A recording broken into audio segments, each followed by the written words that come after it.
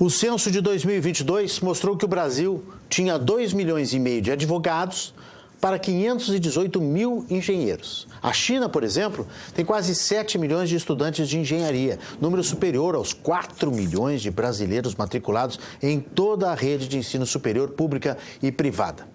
Assim como a China, os Estados Unidos viraram uma grande potência porque, entre outras coisas, no século XIX, seus empresários criaram institutos de tecnologia na Califórnia e em Massachusetts, ou seja, faltam engenheiros no Brasil. Para tentar mudar esse cenário, o Sindicato dos Engenheiros do Rio Grande do Sul, o SENGE, lançou a plataforma Conexões Engenharia para aproximar engenheiros, empresas e contratantes de serviços de engenharia. Para conversar sobre essa iniciativa e outros assuntos que envolvem a engenharia no Brasil e no Rio Grande do Sul, situação do mercado de trabalho no setor e a falta desses profissionais, está conosco o César Henrique Ferreira, que é o presidente do SENGE, o Sindicato dos Engenheiros aqui no Rio Grande do Sul. Boa noite, presidente, seja bem-vindo. Boa noite, Renato. Prazer estar aqui.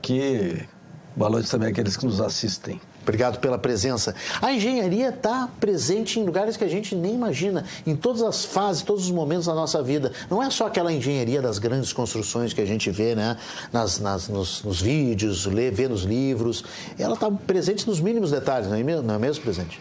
De fato, a engenharia compõe a nossa vida no dia a dia, né? Em todos os segmentos, em todos os setores, em todas as atividades, né? Produtivas, de lazer, enfim, temos engenharia, né? Desde que acordamos até a hora que apagamos a luz, que é energia elétrica e contribuição direta dos engenheiros eletricistas e por aí vai. E esse mundo moderno aí, das tecnologias, né, da longevidade das pessoas, nada mudou. A engenharia cada vez está mais presente na nossa vida e cada vez demonstra, como é o caso dos eventos extremos aí que nós estamos observando, né, demonstra cada vez mais a importância da engenharia para a vida do planeta. Verdade, precisa mais do que nunca. Eu acho que até a tecnologia, né, as exigências do mundo moderno, eu acho que precisam mais ainda da engenharia, né, do que no passado. No passado talvez a coisa fosse mais artesanal, hoje tem que ser até mais cerebral antes de ser operada, antes de ser construída, né? E o engenheiro é peça básica nisso, né? Com certeza. Com planejamento, né, com organização, com conhecimento, né?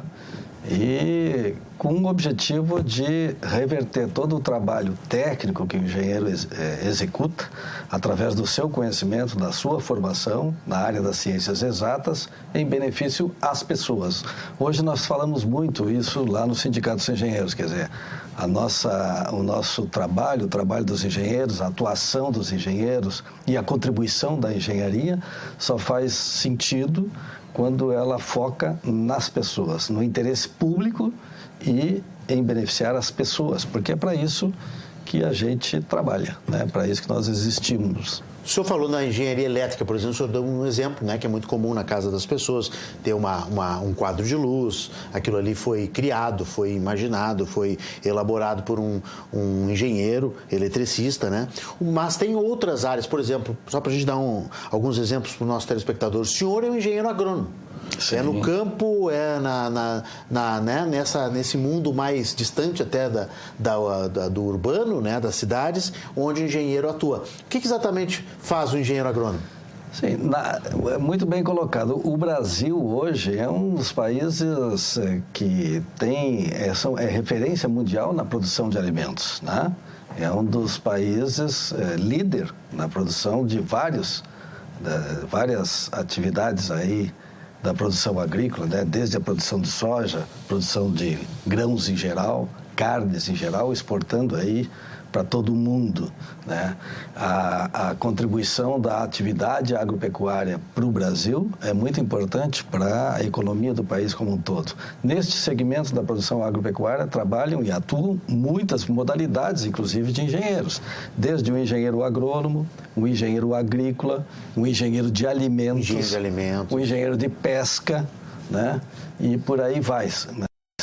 São várias modalidades da engenharia, então, que atuam nas diversas fases de atuação do engenheiro, desde o planejamento, da coordenação de atividades, realizando projetos, implantando projetos, né? Trabalhando nas diferentes áreas. O engenheiro agrônomo, ele compatibiliza muito a área da engenharia, das ciências exatas em si, com as construções rurais, por exemplo, com a execução de planejamento de canais, por exemplo, desde a elaboração de projetos, por exemplo, projetos de crédito rural, elaboração de perícias, até toda essa parte que o engenheiro agrônomo detém muito no seu conhecimento, a partir da biologia e da própria química, né? Com o melhoramento genético de sementes, de plantas e de animais também. Muito bem. Uma área que deve estar muito em voga é a engenharia ambiental, né? A engenharia ambiental é muito requisitado esse tipo de profissional. Com certeza. Hoje em dia, todo engenheiro que trabalha, que atua e que tem formação nas diversas modalidades da engenharia, tem essa preocupação ambiental. Quer dizer, a atividade produtiva deve ser executada respeitando o meio ambiente, a preservação do ambiente, entre outras coisas. Mas, além disso, efetivamente, né, está crescendo muito a procura pela engenharia ambiental, né, que é o profissional, então, que detém um conhecimento para compatibilizar toda a produção das diversas áreas da engenharia com preservação ambiental. Garantindo o desenvolvimento sustentável. Garantindo o desenvolvimento sustentável, exatamente. Que é uma exigência técnica e legal, né? Em muitos exatamente. casos. E até uma particularidade, esse curso de engenharia ambiental, ele atrai muito o sexo feminino, as mulheres, né? Porque a engenharia é uma atividade no Brasil ainda muito masculinizada, né? Nós temos no Brasil inteiro em torno de 20% de mulheres registradas no Conselho Federal atuando como engenheiras. Porém, se a gente pegar um recorte só dos últimos anos, esse número já é bem mais avançado, já passa aí para quase 40% de mulheres. E em alguns cursos já estão formando mais mulheres do que homens. Interessante, está mudando. A engenharia ambiental é uma, a engenharia agronômica também, a própria agronomia tem formado mais, em algumas turmas que a gente participa das formaturas, formam mais mulheres do que homens já. São cursos que estão atraindo as mulheres também. A própria engenharia de alimentos também. Alimentos. Né? Já entrevistei aqui umas 2 engenheiras de alimentos aqui nos últimos meses na rede RS. O senhor tem ideia de quantas engenharias, quantos tipos de engenharias existem? Falam em 300. 300? Mas não teria curso para cada uma dessas, né? Ou tem? Falam em 300 modalidades com curso do Brasil. De modalidade diferente de engenharia, né? Eu não sei te precisar se todos os cursos em vigor, talvez alguns cursos que existiram de uma determinada época, né? E que hoje estão sendo substituídos por outros, né? Porque são particularidades. Tem um engenheiro de software, mas pode ter um curso de engenheiro de software. Mas um curso de engenheiro de software para determinado objetivo, por exemplo. Então... Sim, que estaria dentro da computação, porque existe um engenheiro de computação que é o mais geral, né? Exatamente. Mas tem aquelas engenharias raiz, né, que a gente chama, né, que é a civil, a mecânica, a eletricista, a elétrica, né, o metalúrgico, né? O engenheiro agrônomo, né, de Minas. Né? E hoje também os geólogos são considerados engenheiros. Então tem um engenheiro geólogo. Né? Muito bem, bom, e são famosas e antigas também já de muito tempo as que estão por trás dos grandes meios de transporte, engenharia naval, engenharia aeronáutica, hoje muito engenheiro trabalhando, né, nas grandes empresas e grandes indústrias de aviões, de navios, com certeza, embarcações. Me esqueci também de uma engenharia fundamental também, engenharia química, também muito importante, né? Para o nosso mundo aí. Ainda mais nós aqui que temos o nosso polo petroquímico. Nós estávamos falando, Renato, falando da importância da engenharia no nosso dia a dia. Por exemplo, toda essa evolução que a gente observa na área da saúde, que contribui para que as pessoas estejam vivendo mais, toda essa complexidade e acesso que a gente tem hoje a exames, né, que definem e que diagnosticam muitas vezes com precisão, o que possibilita a cura de muitas doenças, tudo isso tem um dedo direto na engenharia, né, nas tecnologias desses equipamentos, dessas ferramentas e dessas ferramentas aí para ajudar na área da saúde também. Muito tem os engenheiros biomédicos. Exatamente, tem engenheiro biomédico, tem engenheiro clínico biomédico, tem engenheiro clínico, tem engenheiro biomédico, tem uma série de modalidades também de engenharia para essa área da saúde. Bom, esse estúdio aqui que nós estamos, um estúdio de televisão, ele necessitou um engenheiro para projetar. Um engenheiro, inclusive, especializado em acústica, que é uma das vertentes da engenharia. Para quem gosta de música, quem é bitomaníaco, assim como eu, né, sabe que lá o Paul McCartney e o Ringo Starr recriaram aquela música, né, Now and Then, né, com a inteligência artificial, há uns 2 anos atrás. Isso. Então gravaram com voz e George Harrison tocando, John Lennon morto há 40 anos. Né? E ali, naquela equipe que possibilitou isso, tinha um engenheiro de som. Engenheiro de som, muito. E o cara era brasileiro. Um engenheiro de som brasileiro trabalhando com o Paul McCartney. Então está aí a importância da engenharia. Que maravilha. Inclusive para quem gosta de música. Importante para ver como a engenharia está nos mínimos detalhes, gente. Nos mínimos detalhes. Bom, mas agora a pergunta que não quer calar, presidente. Está faltando engenheiro no mercado? O mercado tem vaga sobrando? Ou são os jovens que não se interessam pela engenharia? Ou é o mercado, ou são as empresas que não dão valor para os engenheiros? O que está acontecendo? Como é que é essa equação aí? Pois olha, essa pergunta não é muito fácil de ser respondida, mas merece, assim, uma grande reflexão de todos nós. Porque uma coisa é verdade, o país está formando ano após ano menos engenheiros, não é? Então é uma equação que é assim, cada vez mais menos estudantes procuram a engenharia como curso para cursar. Cada vez mais, com o passar do tempo, os estudantes têm mais dificuldade de se manter durante o curso de engenharia. Significa que está aumentando a evasão. As pessoas têm dificuldade de se manter e desistem do curso. E cada vez mais se formam menos engenheiros. Num país do tamanho do Brasil, com mais de 210 milhões de habitantes, né, e que, obviamente, precisa de engenheiros para se desenvolver de forma sustentável. Não se conhece no mundo inteiro país que tenha se desenvolvido sem ter valorizado a sua engenharia. Claro. Então começa por aí. Agora, os motivos... Eu, por exemplo, quando entrei fiz o vestibular, eram 25 candidatos por vaga. Hoje nós temos aí cursos de agronomia e vários outros ramos da engenharia, 2, 3 candidatos por vaga, e muitos cursos, inclusive, tendo mais vaga do que candidatos. Né? Há poucos anos atrás, há cerca de 10, 15 anos atrás, tem dados que indicam que a média nacional de procura de estudantes por vaga no vestibular era em torno de 10 candidatos para cada vaga. Hoje, nas faculdades, nos cursos das universidades públicas, já é menos de 3. E nas universidades privadas é menos de 1. Né? Então, a procura está diminuindo, a formação o número de formados está diminuindo. Agora, existem estudos por aí e pessoas, enfim, influenciadores, aí, articulistas, né? Que dizem que o país já tem um déficit de engenheiros, que existe uma procura por engenheiros e que está faltando engenheiro. Mas aí também a gente pode perguntar que empregos são esses que estão procurando engenheiros e os engenheiros não se apresentam. O país, no meu ponto de vista, tem valorizado poucos engenheiros, né?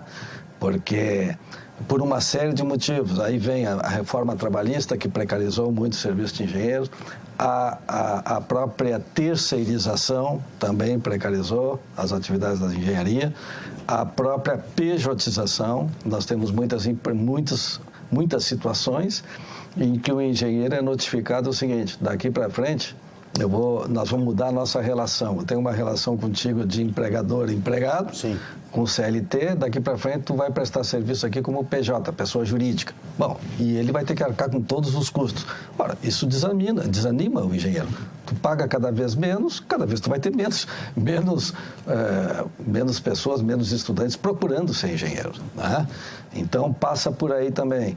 O país, o Estado, o país que tem um projeto de desenvolvimento sustentável, um projeto de nação e que valorize a sua engenharia e que esses engenheiros da iniciativa privada, da iniciativa pública ganhem um salário atraente, essa situação iria mudar. Claro. Né? Porque aí os estudantes vão estudar mais, vão se empenhar para alçar carreiras maiores, né? Melhores. Ou seja, o motivo pelo qual hoje nós temos uma procura menor e, consequentemente, formando menos engenheiros são vários. Desde uma falta de projeto para o país, desde uma valorização efetiva da engenharia. O que vem acontecendo nas privatizações? As privatizações, em geral, demitem aqueles engenheiros que foram concursados nas empresas públicas e contratam por um valor bem menor, pagando 1/4 do que eles recebiam. Sim. Né? Ora, isso desanima, o pessoal não vai mais. Né? O Estado teve muito problema, o Estado do Rio Grande do Sul teve muito problema porque fazia concurso, chamava os engenheiros, por exemplo, para trabalhar na Secretaria de Obras, os engenheiros assumiam no Estado, ficavam 2, 3 meses e iam embora. Porque o salário era 1/3 do salário mínimo profissional não compensava da categoria. E além das dificuldades que o Estado tem, né, de gasolina e tal, recurso e ir embora. O governador se deu conta disso na pandemia e fez uma reestruturação das carreiras em geral no Estado e especialmente a dos engenheiros, equivalendo o salário dos engenheiros ao salário mínimo profissional. Nós contribuímos com isso. Né? O governador atual, do Atualete, exatamente, fez isso? Exatamente. Então, ou seja, sem valorização da categoria, tu vai ter cada vez menos engenheiros procurando. Né? Claro. Se hoje nós perguntarmos para uma criança de 8, 9, 10 anos de idade, o que ele quer ser? Ele quer ser influencer. Né? Ele quer ser influencer, ele quer ser youtuber. Né? Então, jogador de futebol? Jogador de futebol. Por quê? Porque isso é o que está na mídia, isso é o que ele está vendo e é uma coisa prazerosa, trabalha a hora que quer e esse tipo de coisa. Então, nós precisamos de uma campanha, né? A nação tem que ter uma campanha para valorizar os seus engenheiros. E um outro problema muito sério também que a gente vive hoje no Brasil é a baixa qualidade do ensino básico, fundamental e médio, né?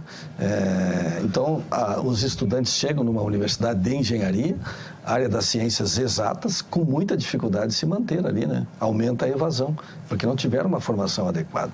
O Rio Grande do Sul já foi referência em educação para o país todo. Hoje ocupa uma posição bem lá embaixo, né? Em termos de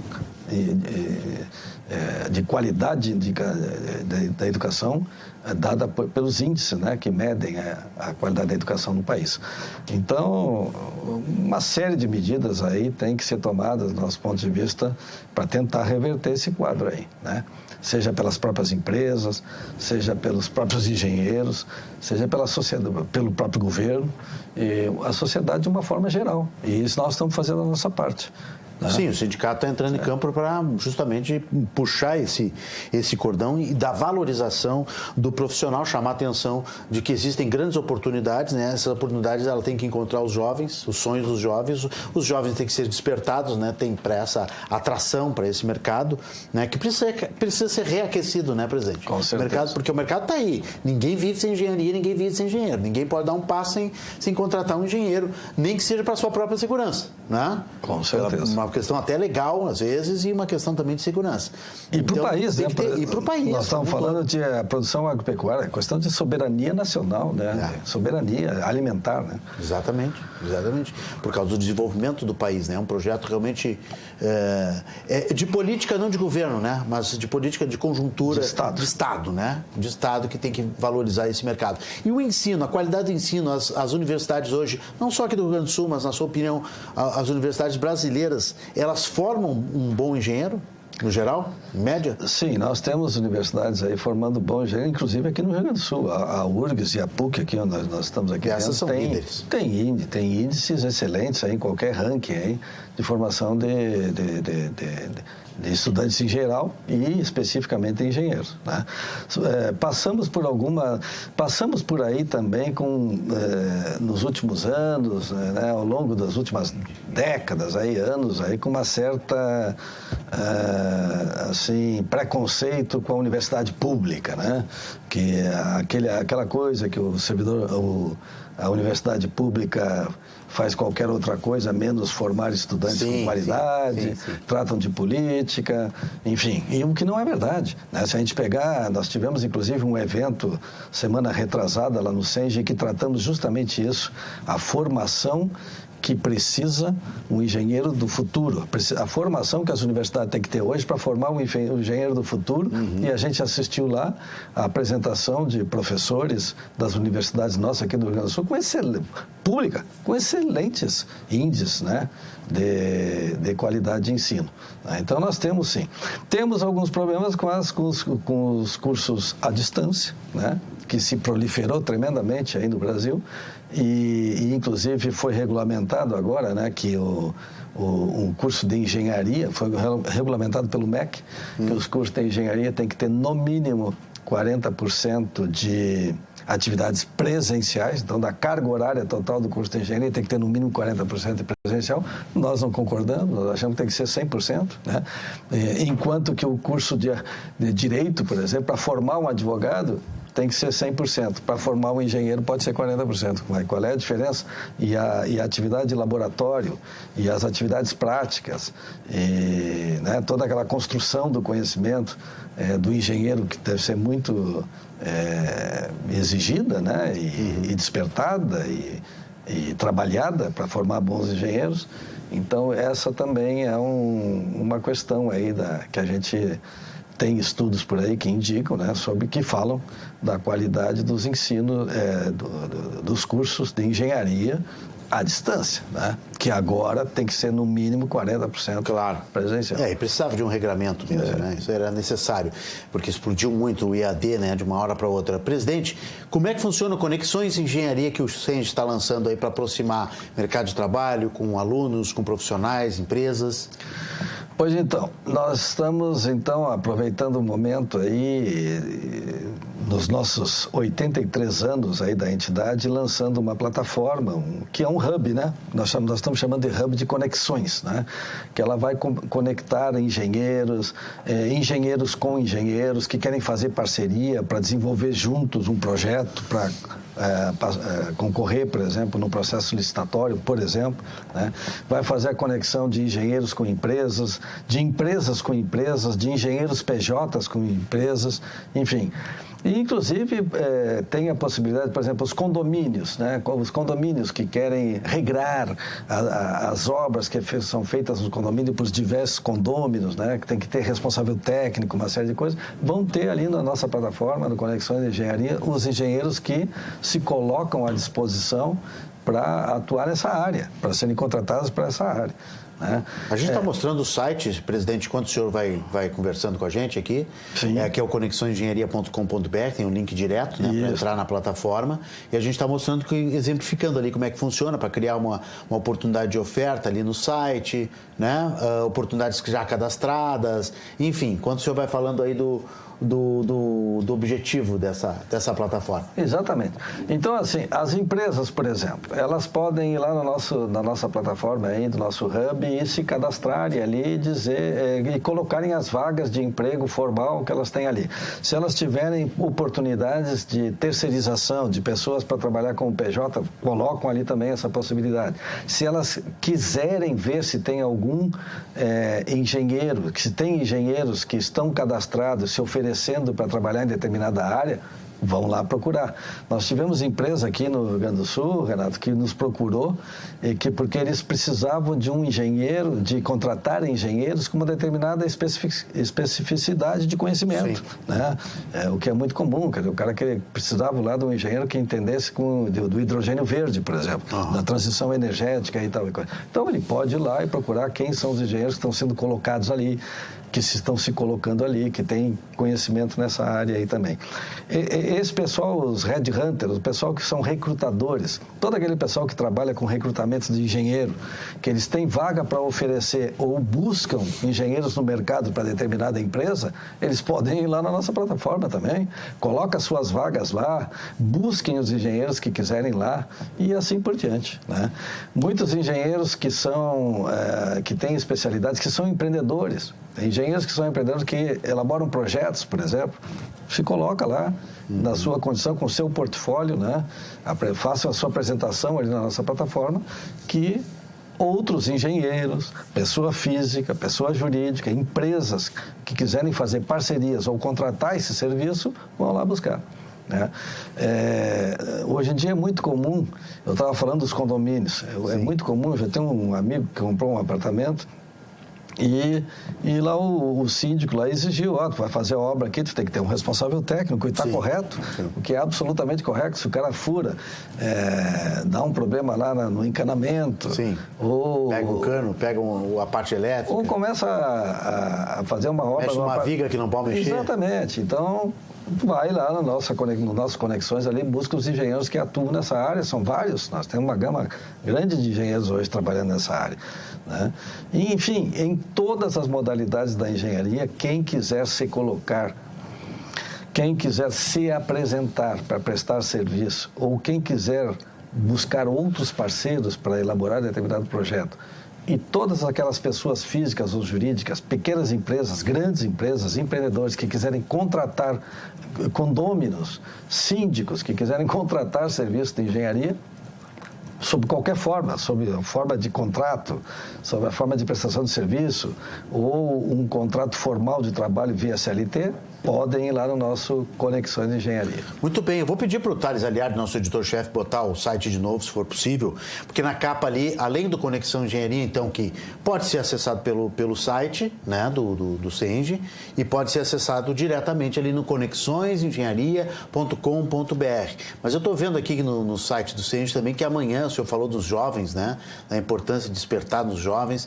está sendo lançado a partir de amanhã o Jovem Engenheiro do CENGRS. É na outra página aí, viu, Thales? Eu não sei se tu tem na mão aí, mas a partir de amanhã as inscrições... Na página do CENGE.